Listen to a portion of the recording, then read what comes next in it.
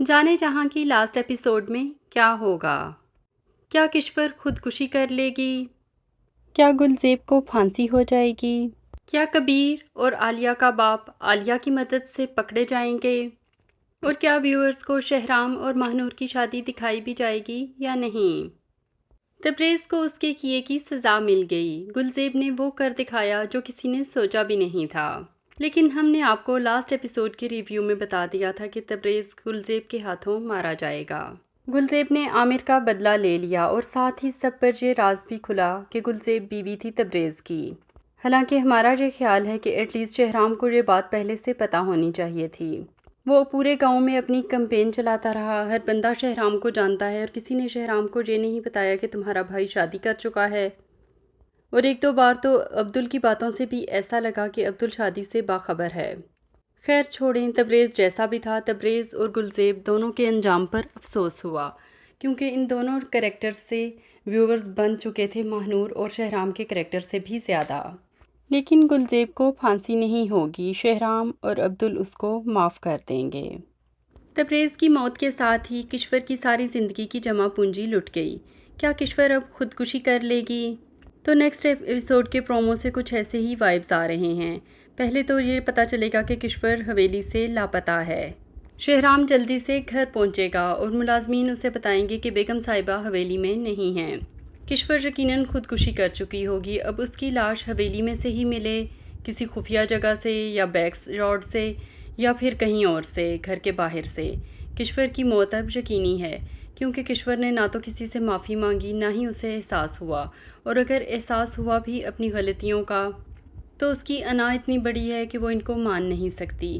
پھر شہرام جب اسے اس کے منہ پر یہ بتا دے گا کہ تم میرے باپ کی قاتل ہو، اور یہی نہیں عبدل بھی یہ بات سن لے گا، تو کشور کو سمجھ آ جائے گی کہ اب اس گھر میں اور بچوں کے دل میں اس کے لیے کوئی بھی جگہ باقی نہیں رہی۔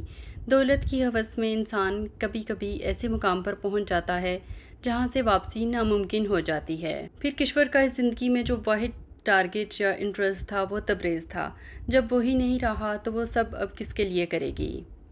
پھر اس کی مرضی کے برخلاف شہرام جو ہے جہاں شادی کر کے ماہنور کو لا رہا ہے، جو کہ کشور کے لیے ناقابل برداشت ہے۔ کشور مر جائے گی، کھلا میدان ملے گا ماہنور کو، ماہنور حویلی پر راج کرے گی اور عبدل کی شادی کروائی جائے گی عالیہ کے ساتھ۔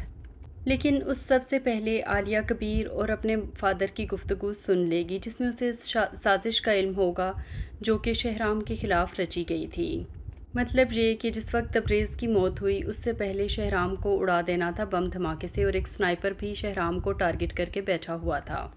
عالیہ چپ نہیں رہے گی، وہ یہ بات فوراً سے شہرام کو بتائے گی اور عبدل کو بھی۔